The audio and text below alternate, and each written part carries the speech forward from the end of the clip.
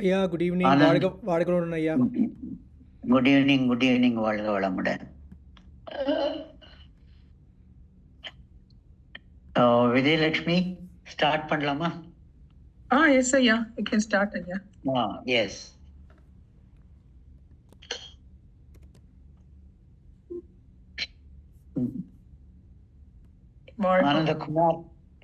Anand Kumar takes difficult subjects and make it easy for you. Let us see how he is doing it today. வாழ்க வளமுடன். நன்றி ஐயா. வாழ்க வளமுடன். This session is actually designed after some interesting post what we had in our WhatsApp group on the life force, and when some discussions happened about like longevity and karma, and also how the life works, especially like how next Marujanmam happens and few other topics. Dr. M.R. Raya called me and said, can we discuss something on the life force and science behind the life force, if we have to marry the Vedantri Maharishi principles with the scientific evidences, how to take this forward. So in this presentation I am trying to elaborate as much as possible with Vedantri Maharishi's concept as our central idea, but it will be fully surrounded by the scientific concepts also. I'm pretty sure that this August audience group are quite well versed with Vedantri Maharishi's principles, and few of us are fortunate enough to study science to quite in depth, not just because of our wish to know the scientific facts, and also because of our job and professional needs.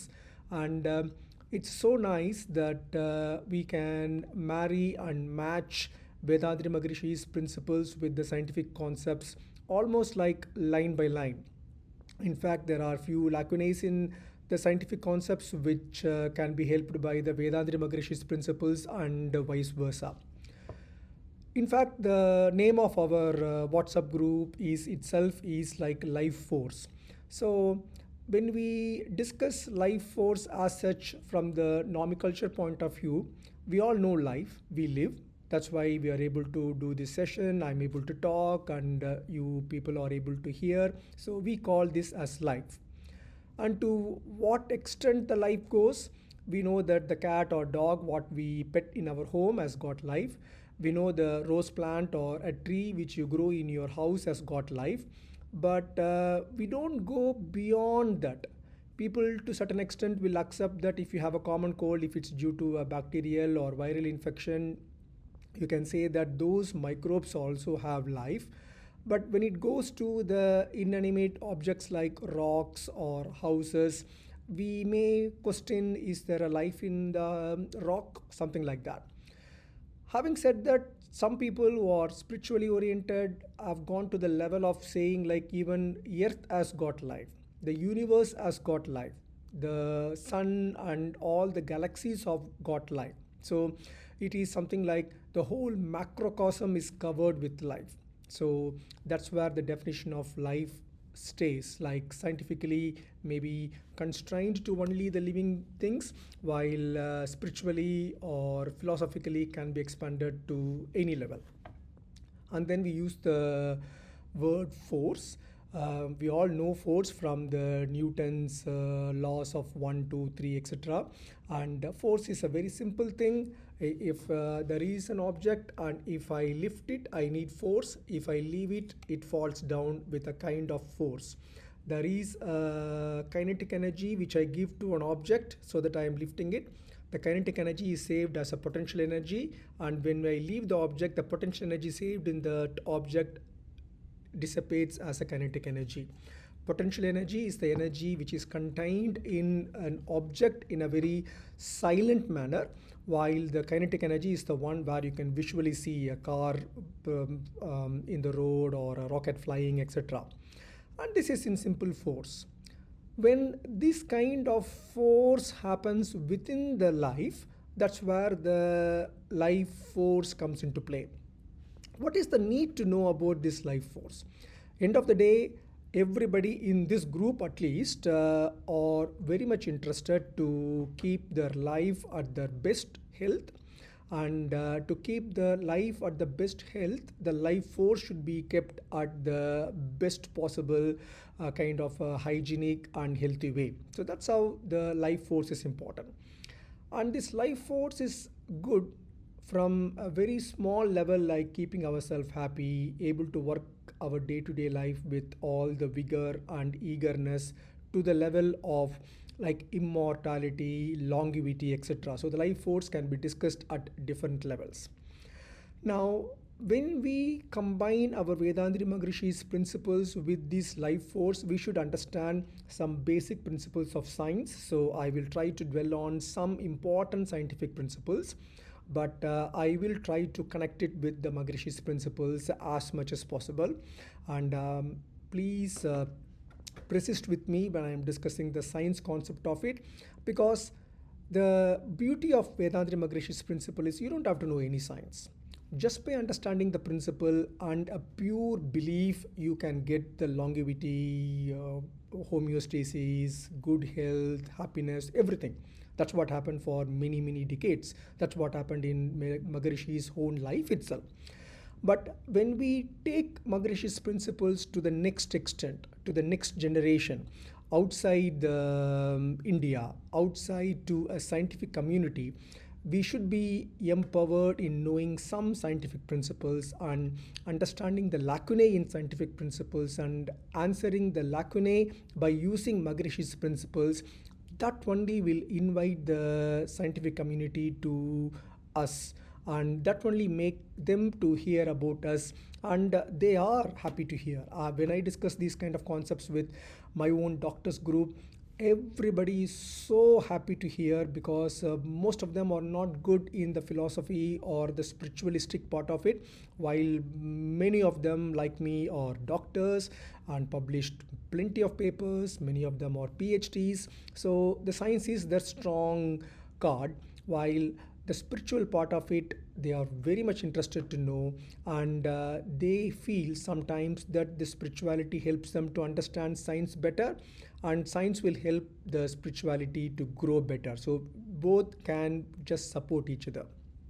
Now, we know that in continuation to my previous talk on the absolute space from dust to divinity, that's where the life force comes into play. The life force is there in the absolute space in a very quiet manner, while in divinity it is in the form of like existence everywhere. And once we understand this life force presence from dust to divinity, that is the science of self-realization. That is the science of revelation, understanding the reason for life, purpose of life, etc. And this indirectly creates a kind of a unified theory of gravity, which is the Einstein's dream, and it combines the biomagnetism and cellular immortality. If we are able to keep a cell immortality, a human being is just a conglomeration of millions of cells, so obviously a human being can have an immortal life. And so this talk will go from macrocosm, where there is a black hole with an event horizon and the planets going around that, to the microcosm where we have our own double helix DNA and the cell peptides, cell membranes, ion channels, etc. So our aim is to synthesize the cosmology of Vedanta Maharishi with contemporary findings of proton bioenergetics, developmental bioelectricity, how the life started as a bioelectricity, and cellular aging. It is a kind of a linear arc from the origin of the universe, like for example Big Bang Theory. I will try to discuss the Big Bang Theory in detail when we are discussing a topic something like scientific basis of Brahmanyanam, where it clearly marries that how Maharishi wants a Brahmanyanam concept to be like a universal one, and it is universal because the whole universe started from the singularity of the Big Bang. And we will discuss a lot of things about this human consciousness. Now, when we come to the unified field and where the physics meets the metaphysics, the physics twist is In the modern cosmology, we have so many theories, right from Newton to Einstein to Stephen Hawking's, and they all try to unify the theory of the general relativity, which is the defines the gravity, with the quantum mechanics. Quantum mechanics is nothing but the physics of the minutest particles, like for example electrons, protons, quarks, gluons, etc. While the gravity or general relativity explains the geography or the science of the macrocosm, like how the universe spins, how you can fly a rocket to Mars, and when you fly it with a trajectory today, how exactly it goes after so many months and lands on the Mars in the exact place. We are able to calculate that so accurately just by using the Newton's laws. And the universe is defined by four qualities. It's a plenum, force, consciousness, and time. This is as same as what Maharishi has explained. This gravity, which is a self-compressive force, explained quite clearly by our own Maharishi. And we have discussed this quite clearly even the last week's talk, which was quite good one. And Vedanta Maharishi defines the God or nature as an absolute space. He starts from the absolute space, and he is not explaining it as a void, but it is a kind of almighty, a state of infinite potential with a self-compressive force, but in a very quiet manner without any activity. That's where we need to differentiate what's happened before Big Bang and what's happened after Big Bang. Before Big Bang is something equivalent to Shivakalam, where if you see Shivan, even though it's a creator, most of the places it's demonstrated as a lingam, just I mean, we can say in a simple word like a stone, but just like a very immobile, without any shape, a kind of a stonic picture with a lot of prana inside. So that is the Shivakalam, and that's what our ancestors try to demonstrate in the form of a lingam. Why lingam? Number one, it is naturally formed in many places. Number two, it has no shape, because if there is a shape, it means something is before that. Then only the shape can form. So there should be something without any shape, and there should be something without any big curvatures or something like that. So that's why the lingam has become a very, very easy way to portray that Shivakalam stature. And then we know that even in the common life, everything what man thought, he always correlated with the common life. So in a common life, even in the ancestral period, Homo sapiens early period, I will say like 5,000 or even 10,000 years back, human beings know that there is feminine and there is masculine forces. They have the sexual interest, and when they are living, they find that okay, there is something like masculinity which enables a femininity to produce further progeny on children. So this is the basic concept. They don't know much about why a child is born only to a woman. Now we know about the uterus, ovary, etc., etc. But if I'm taking you like 5,000, 4,000 years back, they don't know anything like why there is an interest to have sex with one another, and why a woman after sex produces a child maybe after like 36 weeks, 40 weeks, while a man can't do anything. So a man has become a kind of like a force which is not able to exhibit, while a woman is able to exhibit it in the form of producing a progeny. So that's why the Shakti Kalam has formed, which is a kind of a feminine equivalent, where they say like the femininity is equivalent to the action and production and some outcome, and something like exhibition comes into play, while the masculinity of the Shivakalam is more of a kind of an inert one, but we know that there is a kind of a self-compressive force, or there is a kind of force which is not in a form of an exhibition way. And so that's the same thing came as Shakti Kalam, Shiva Kalam, and Maharishi explained everything. And we know that Maharishi tries to explain everything in a very secular manner. He attracted people not just from Hinduism, from different caste and creeds, because his principles are so secular and easy to accept without any religious painting to it. So the gravity is explained as a self-compressive force. It's a foundational pressure that holds the universe together and initiates the transformation of space into matter. And Newton explained gravity with the help of an apple, as we know, and the apple falls into the earth because of the gravity. That's what Newton said. If we take before Newton, like Aristotle said that if you throw a rock goes to the earth because earth looks like a rock. Rock looks like a part of a earth. That's why they get together. He doesn't know about the gravity. While Newton discovered the gravity, while Einstein taken it one step above and said that gravity is nothing but a bend in the space-time. And once we understand this bend in the space-time, we can understand that the gravity is not just acting between an apple and the earth, it's happening between the earth and the sun, earth and the moon, and Einstein made the whole gravity concept into the whole space, including the space-time, etc. Now, when you look into the transformation from the absolute space to the formative dust, as per the Vedantri Maharishi's principle, it is because of this self-compressive force, and formative dust is also known as Vedan, with all due respect to our own Maharishi's name. And when something has got this self-querying force, there will be a spin, and the spin causes a repulsive force and the compressive force. And the compressive force forms the gravity, while repulsive force keeps the objects away. Like for example, moon stays at certain distance from the earth without crashing into the earth because of this repulsive force, while earth spins.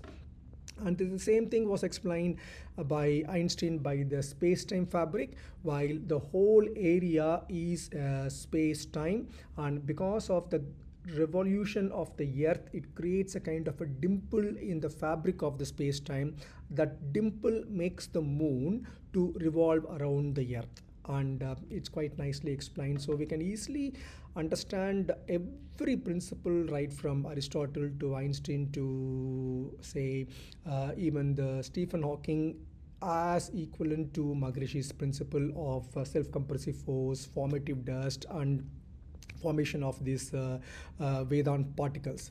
So the intense pressure of the absolute space creates this spinning quanta of energy, which is called as the formative dust, and the spin generates a repulsive force, and interplay between the compressive force of the gravity and repulsive force forms the universal magnetism.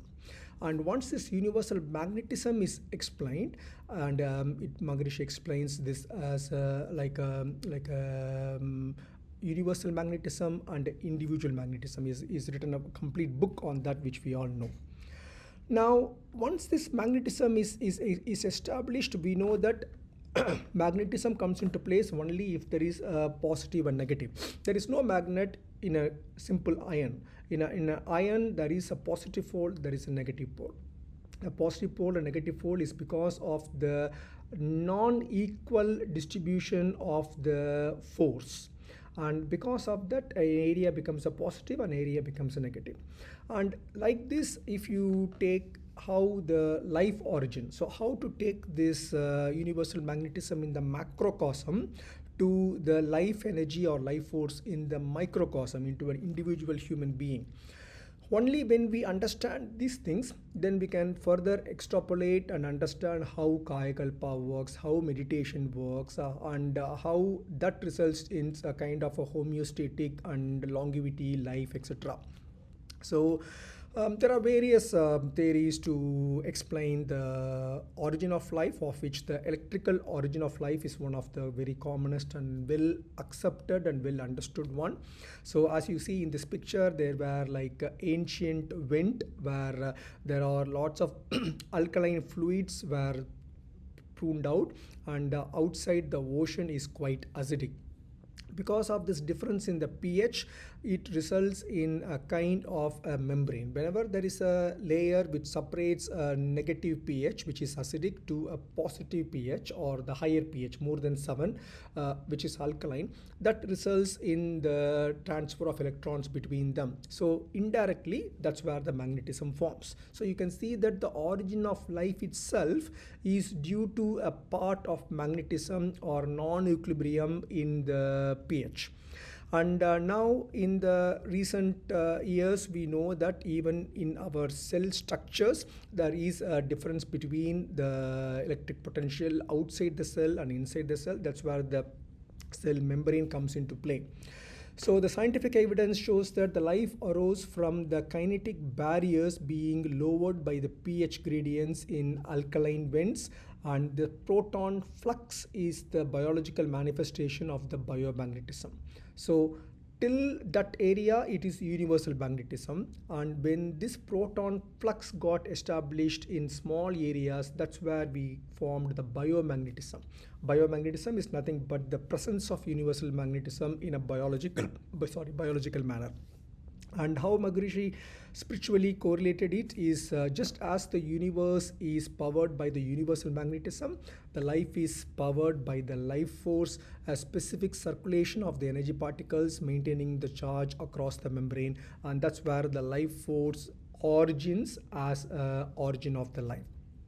Then bioelectricity is very well known, and it is the software for the morphogenesis. As you can see here in the cell membrane, there is a difference of the electricity outside the membrane and inside the membrane. These ion channels create the transmembrane potential, and this is the flow of the biomagnetism in a single cell, and that what results in cell differentiation, wound generation, and healing.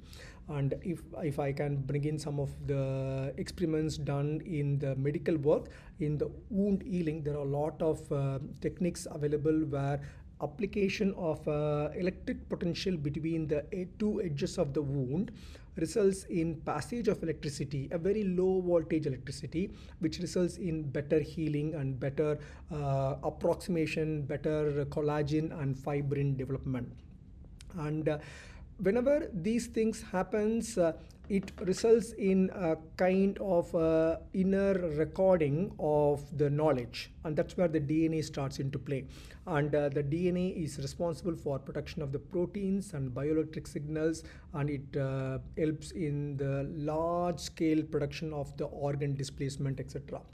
So if we see the origin of the life, initially it's like a single cell, and the single cell may not even have a proper nucleus, and then slowly when the cells were exposed, the cells struggle individually to survive. Millions and millions of single cells struggle individually to survive.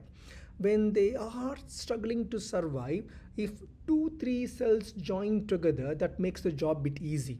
It becomes easy to maintain the transmembrane pH potential. Say for example, if 100 cells join together, all they have to do is to maintain the potential between the outer layer of the cell with the environment, while the inner layer can stay at rest or can divert the energy to different other things. So that is the mechanism by which slowly the single cell organism has become a multicellular organism, because it's more easier way to live longer and better.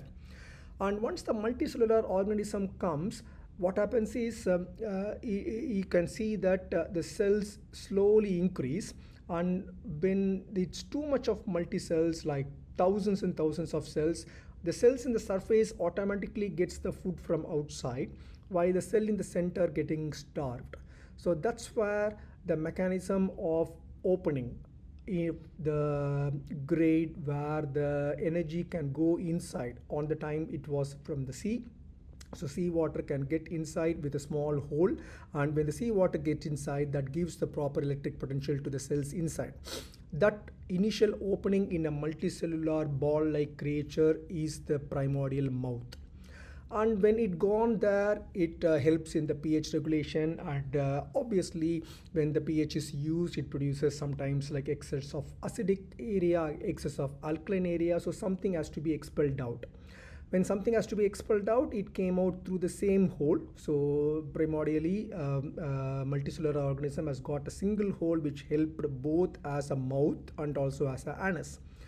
Obviously, it resulted in a kind of unevenness. It's difficult because the so-called food, the pH acidic is coming in, and the so-called waste, the alkaline, needs to go out. So it created a kind of unnecessary traffic jam.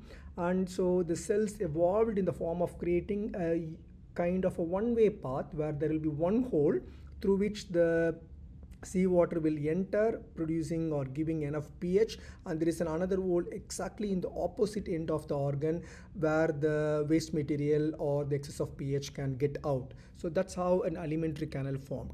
And that primordial alimentary canal of mouth to anus is still present in the human being or any other animals. If you see, there is always mouth in one end and the anus in the other end. Even if you take our human body, the mouth to anus forms it's a single tube, and then when the development happens, a small segment has developed into more for digestion, like for example stomach, a small segment gone into more for absorption like small intestine, and the distal most segment has become kind of specialized for the formation of feces or absorption of complex vitamin B12 and few other things, that is known as large intestine. So this is only like morphological growth further, while the primordial formation of mouth and anus is still there, much in a very developed architecture, I will say.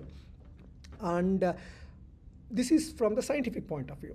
And when we say from the spiritual point of view, how the genetic center formed, if most of you will aware of the Tirumandiram Tirumular song, which Dr. Devi usually quotes quite frequently, while when the ovum is impregnated by the sperm, the point at which the sperm touches the ovum is the Mooladharam at the primordial level. And when the sperm travels inside, it just overshoots and touches the opposite end of the ovum. That is where is the Sarasaharam forms. So this single cell itself has got a Mooladharam and a Sarasaharam, and from that cell we have two cells and multi-cells, and we know how a human body grows. So that's how the genetic center, the starting point is by the fusion of both the sperm and the ovum, and that's why the point where the sperm fuses into the ovum forms the Mooladharam, and that genetic center has got the imprints of both father and the mother. And from this, if there is any expansion, if there is any exhibition, that comes as a thoughts and actions. And if we do something, it goes into the compression, it goes into experiences, and it goes into the imprints. So genetic center is the focal body of the biomagnetic circulation. Even if somebody don't know Kayakalpa, even if somebody is not performing Kayakalpa, this kind of gradient and this kind of the moment is always there for a man to become a well-educated person, a good human being, a good citizen, etc. What Maharishi has given us a golden gift is to enhance this natural phenomenon purposefully to make sure that we are improving the process for the benefit of the humankind. And when this karma storage happens, maybe we can do a separate session on karma. I think I did a session on scientific basis of karma maybe 2 years back. I remember the slides what I presented. Even though these every thought and every deed creates a kind of a knot in the karma storage, they are all saved as a self-compressive force, and when they expand back, that's a reason for our thoughts and our actions in our day-to-day life. That's how this karma, our genetic center, are quite good right from single cell stage, not only in human beings, even if you go to primordial life, to the multiple stage level. And similarly, say for example, if somebody is not fortunate enough to know Kayakalpa or our Sky Yoga principles, what happens? They get up in the morning, they may have like a sugary coffee in the morning, and they may be running late. I'm just taking an example. There are so many millions of people without knowing Kayakalpa may be having a blissful life. I'm not completely discriminating that Sky Yoga people are good and others are not like that. But if you take an average human being, say for example, and running to, say for example, a doctor like me running to the hospital with a kind of an urgency, attending the phone on the way, and going and seeing hundreds of patients, maybe with a greed seeing 101st patient or 120 patients, and coming home with absolute naked tiredness. And once coming home, then try to eat as much as possible to quench the thirst and appetite, and similarly simultaneously looking into the TV or something like that, and once absolutely tired going to bed. Okay, I'm just taking a very bad example just to portray the benefits of the good habits. And what happens during the sleep? So during the sleep, automatically the brain frequency from the normal beta, which is like 14 to 40 hertz, slowly comes down, and the brain tries to relax. And brain is an organ which is only 2% of our body weight, but it consumes 20% of our energy requirement day in and day out, every minute, every second, every hour. So such a very high power one is getting replenished, and our own biomagnetism helps in repairing the brain cells and making everything to get rejuvenated. And once the brain needs are done, then the biomagnetism goes to the rest of the body, relaxing the heart, relaxing the tummy, and relaxing the muscles, etc. That's why when these things happens, when the brain is in the process of biomagnetic replenishment, you will be getting a absolute non-REM dreamless sleep, because the brain is switched off. When the brain is switched off, you'll be getting an absolute sleep, very deep sleep. And then once that part of clearing is done, then when the biomagnetism goes to the other parts of the body, clearing the muscles and joints, etc., the brain has got energy.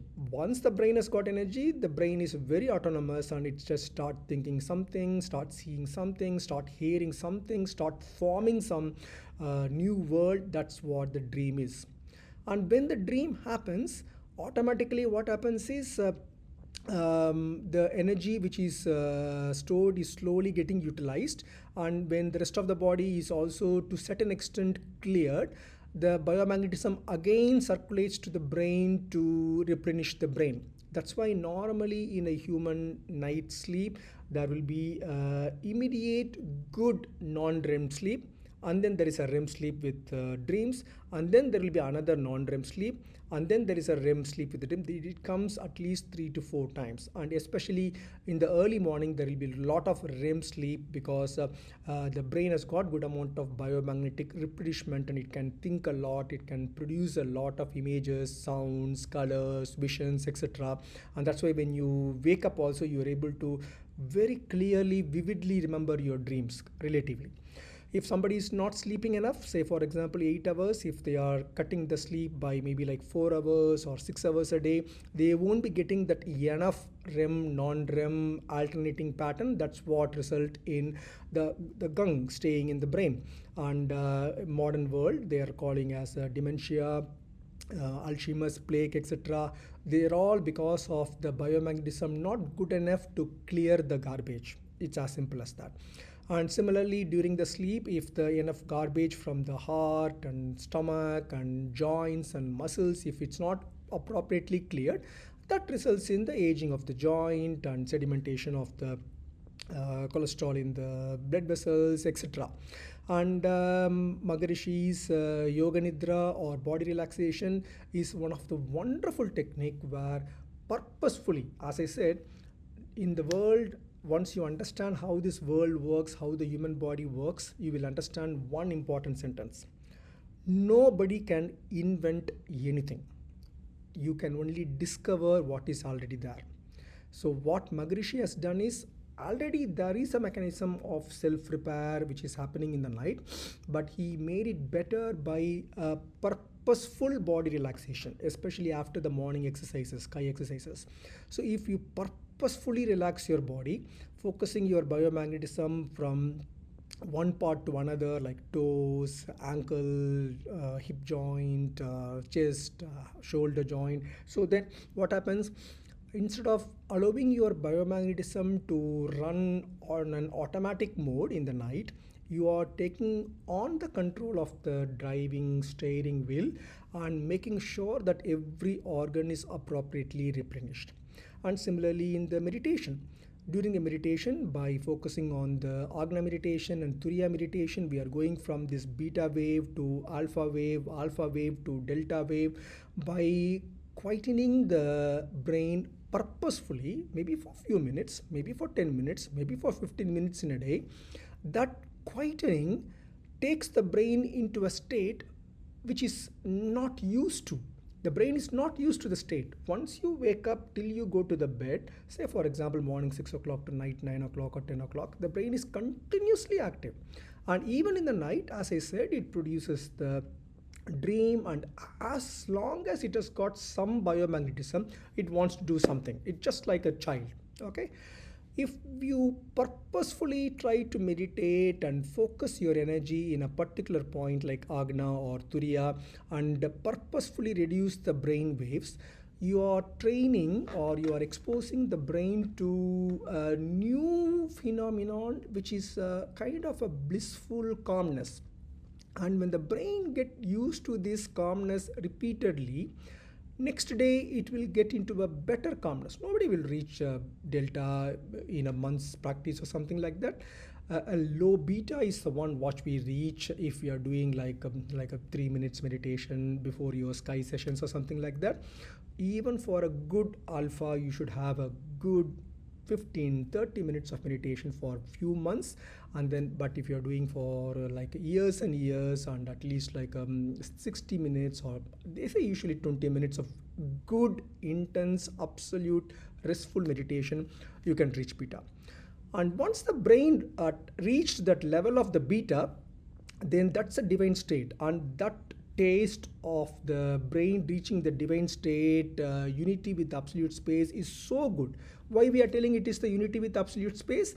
As I said, absolute space, the Shiva Kalam, is absolutely 0 hertz, and you are not making it to 0 hertz, which is also there in some sects like Buddhist principles, which I'm not going to discuss today.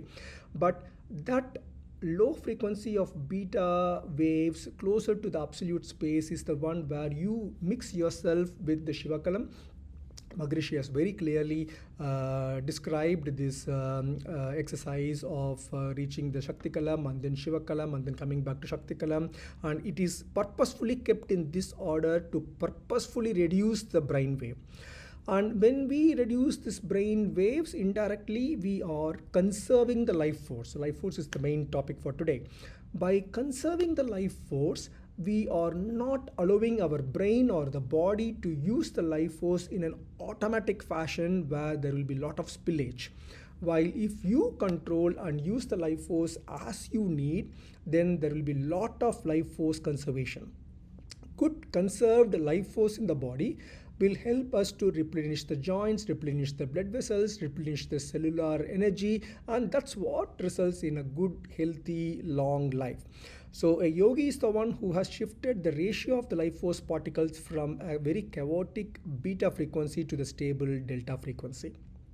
What is aging? Aging is nothing but indirectly entropy. Say for example, if I drop this coffee flask down, now this coffee flask is quite immaculate. There is no problem in that. So once it drops and creates a kind of a dent here, that is entropy.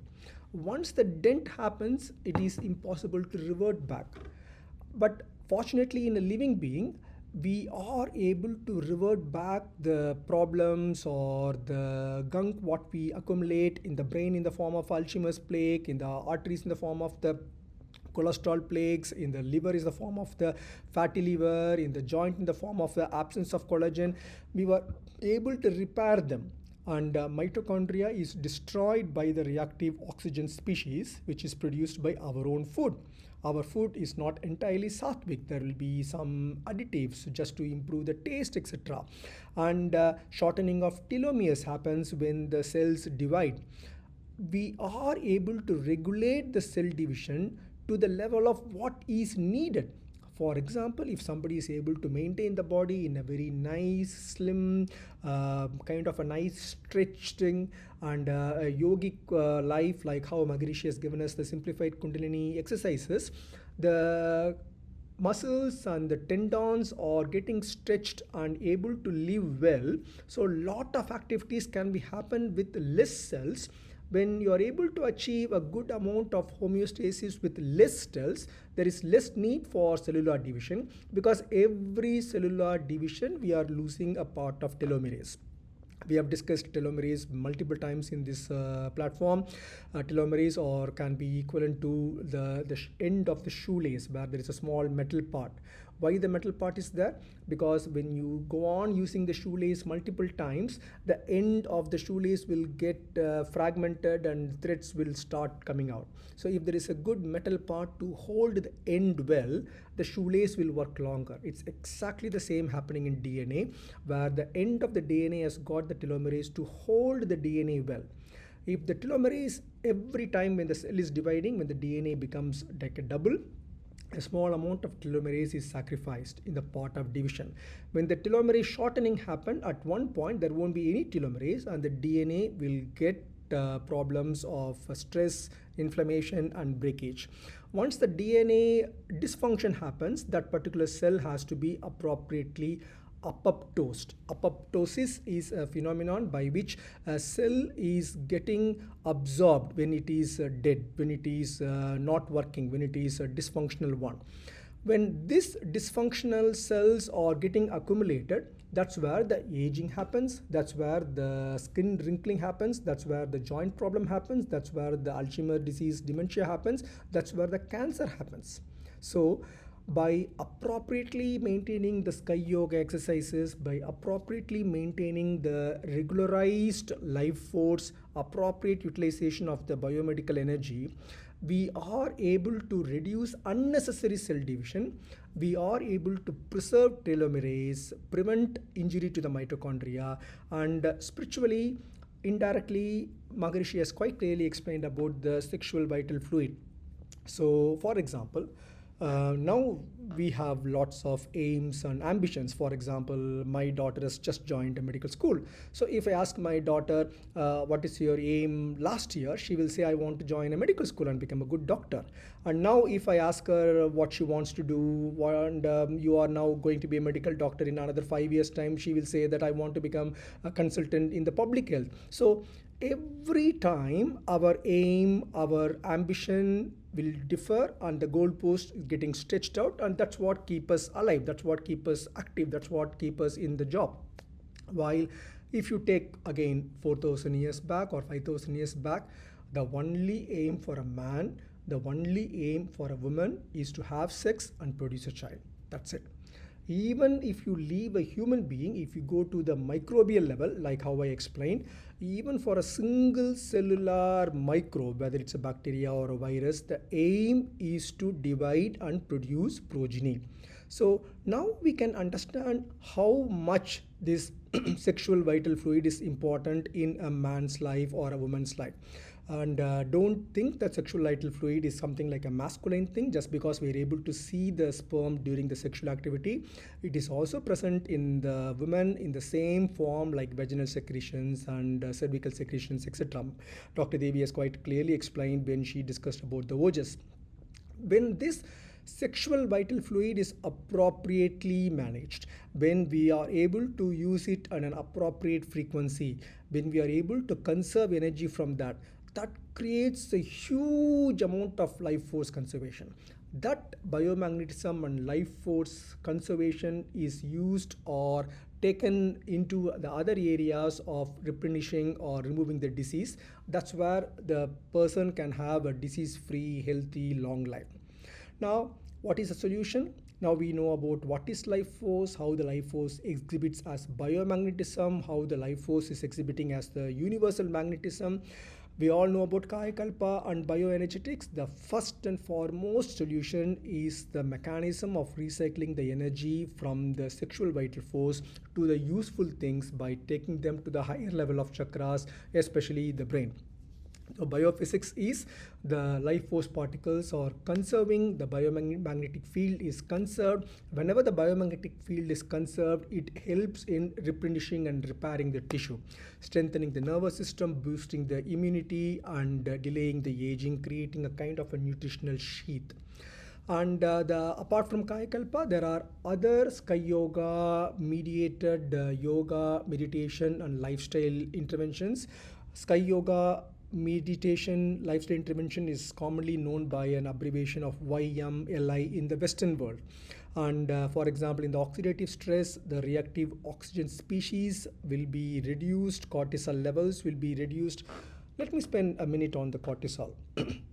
Why there is a cortisol? We know that is the fight fight kind of an hormone. It is very important for the evolution of the human beings. So in a forest, say for example, if a family is just living in the hut made up of the tree barks or something like that, if there is a hissing sound, if there is a rattling of the leaves, the man in the family will get a bit worried. Is there a snake? Is there an animal outside? And whether it will affect my family. And you should understand that that sensation of I need to protect my family is because of the two things. The first one is his family, his gene has to be preserved and sent to the next generation and to the next generation. That kind of a gene preservation which is present in the genetic center, and that genetic center Moladharam activates, and that Moladharam activation go up to maybe Swadhisthana and Manipuragam to the level of producing adrenal cortex at the level of the adrenum. And you can see that at this scenario, sorry, one second. At this scenario, there is no role for anything, like for example, like no role for Turiyam, Turyadidam or Vishuddhi or Manipuram. Nobody can be lovable at the time. It will be a very fearful situation. And when he goes out, the feminine part of it at the time, at least that's what we see from the documentaries, try to protect the children, try to make the children into a safe place, and that's how it works. And when that works in a very beautiful manner, where you can see the improvement in the family or preservation of the family. Man goes out and fight, and that kind of cortisol stimulating situation is gone now. There is no need for those kind of things. We are living mostly in city. There is no place for a lion. There is no place even for a cat and dog, or leave alone the lion or the snakes. And so in spite of that, the cortisol plays an important part, because nowadays we are seeing cortisol in a different form. The cortisol is not secreted by the lion or the snake. It is secreted by our own managers, our own spouses, our own tax submissions and something like that. So indirectly, the mechanism of the chakras remaining the same, but the cause for the particular chakras kind of a domination or stimulation is entirely changed. And if you go to neuroplasticity, there are plenty, I will say thousands and thousands of publications to say that the brain derived neurofactor is so much increased after the meditation. Simple thing. Meditation reduces the brain waves, conserves the biomagnetism, utilizes the life forces to clear all the junk, that results in secretion of the good brain derived neurofactors that result in neuroplasticity, improvement in the nerve connections, and in children improves the memory power, and in adults it improves the performance in the work, and also results in genomic stability. As I said, the telomerase activity is quite nicely stabilized and increased post meditation, and citrulline level increased post meditation. So there are plenty of data from various yogic sciences, and especially even our own Sky researchers have published a lot of data on these kind of events, and it shows significant reversal of cellular aging markers, shifting the body from inflammation to the regeneration phase. And Sky Yoga or our own Kaya Kalpa goes beyond this normally accepted medical concepts of life energy, biomagnetism, to the level of even purification of the genetic center. And our Maharishi is given the kind of the, I will say, like a ultimate package. If you go to any of the Western yoga retreats, there may be a package like a platinum package, gold package, silver package. If it is platinum package, you will be given some very best kind of, I will say, like initiation, and best method of some beads and mantras or something like that, and the platinum package goes for 7 days, maybe in Bali, while the silver package maybe in a very local place in a church where they will rent a place. I'm just telling you for an example. While our Makarishis package is not just to improve the life energy by meditation, by making the biomagnetism circulation better by Kaya Kalpa, it is the only method where the root cause analysis is done and the root cause of the problem is cleared. And Maharishi has, there are lots of videos online in Maharishi's own words. He explains so clearly on the expiration of the karmas, on the dissolution or neutralization of the karmas, and how to superimpose them with the good things. And in Tamil, he explains them under the headings like introspection, Aindil Alavumurai, etc. And these kind of acts not only makes a man into a kind of a very obedient good citizen, and also it works at the level of genetic center to make the man to be free of worries, and the naturally happening things which happens from outside is shielding himself. The physical health alone is not Maharishi's concept, and he also repairs and updates the software karma, and it is debugged, clearing the sin imprints, allowing the delta frequency and total consciousness to be achieved much more easily.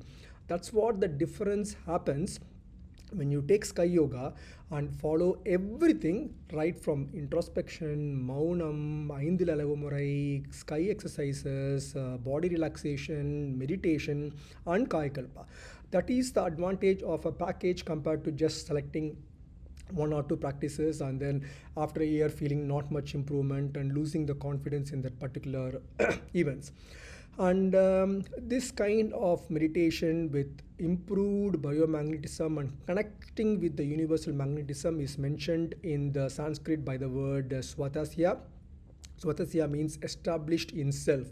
And if a practitioner practices this to a certain extent, they will understand that self is nothing but the universe, and they will be able to see the self in the others.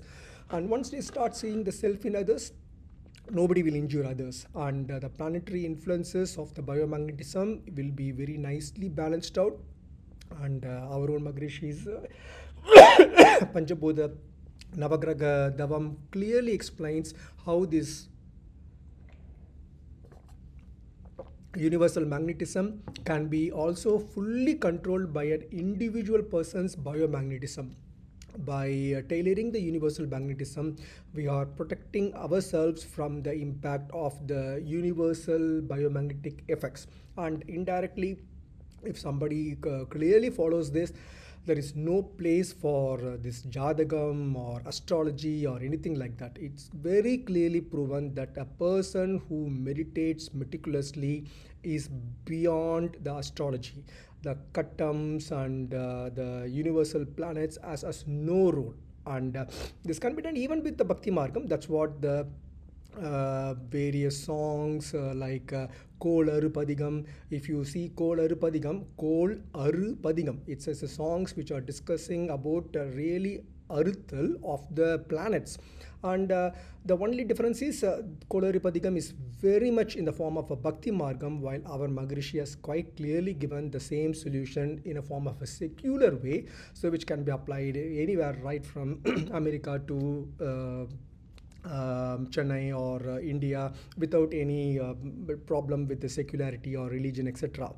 So disease is a kind of a short circuit. This is the exact word what Maharishi uses, or obstruction in the biomagnetism, and health is a kind of a synchronicity and flow of the biomagnetism, individual frequency when it aligns with universal magnetism. That's what gives the wholesomeness in the health.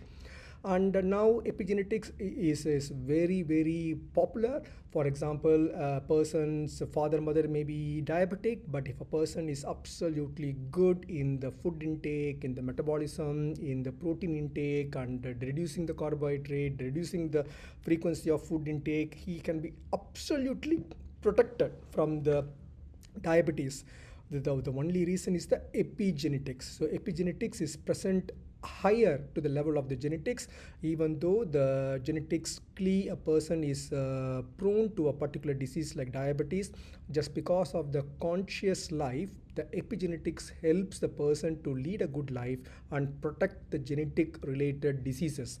And so if planet works on our gene and produces some effects in our life, if you're able to do the meditation and the kaya kalpa and sky yoga practices and have the epigenetics strong enough to control the genetic presentations, we are indirectly controlling the planets. So now you can understand the Kolaripadigam is acting indirectly by the sky yoga's practices. The force is destiny when the discriminant goes with the force, that is the wisdom. It's the mind over the matter. We need to keep our mind instead of the extrovert turn into like cinema, songs, what's happening in the neighboring house, etc. We need to take it inside, and that is kada wool. We have to look inside to know what is happening. Because of that, we are conserving the life force energy, we are keeping the biomagnetism, conserving the biomagnetism, helping in the repair and replenishing mechanism.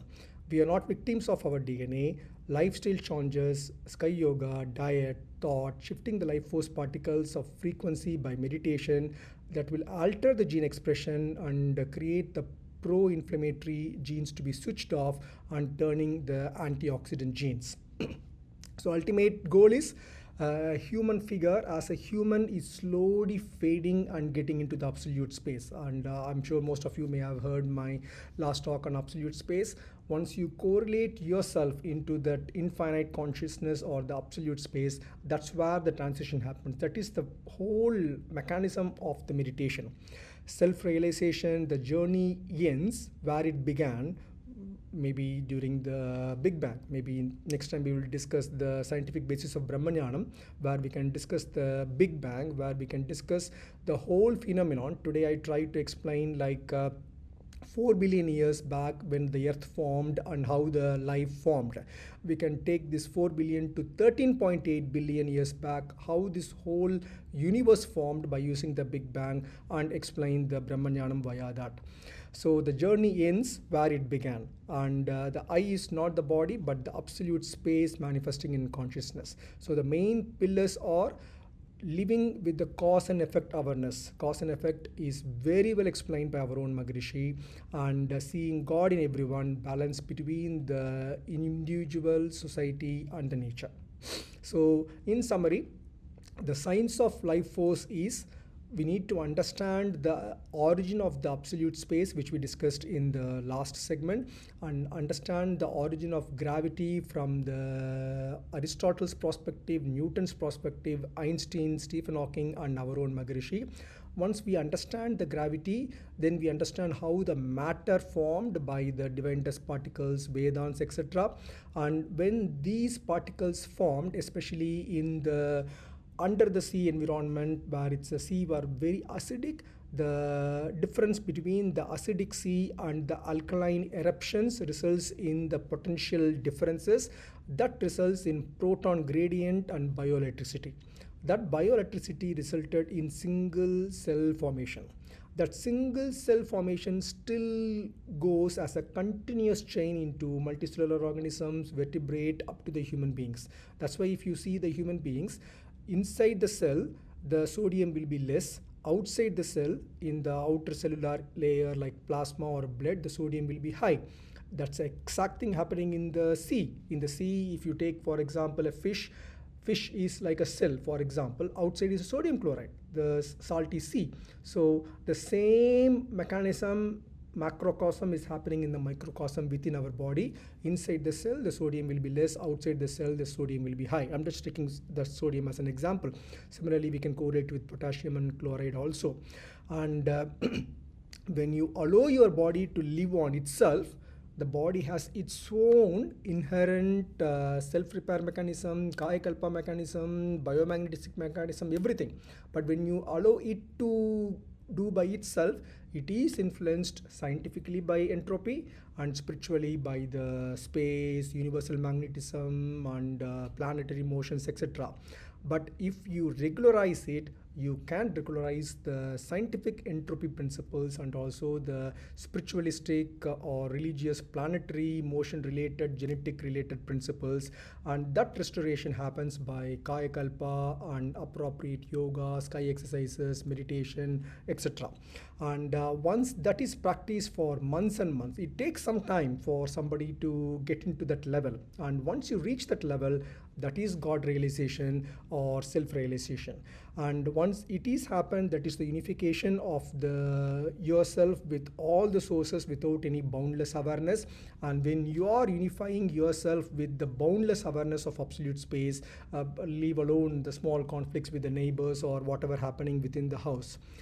Biomagnetism is the bridge between the dust to the divine and the universe in the light of the consciousness. Everything will get normalized if we understand the principle of life energy as per Maharishi and conserving the life energy as per Maharishi's principles. வாழ்க வளமுடன்.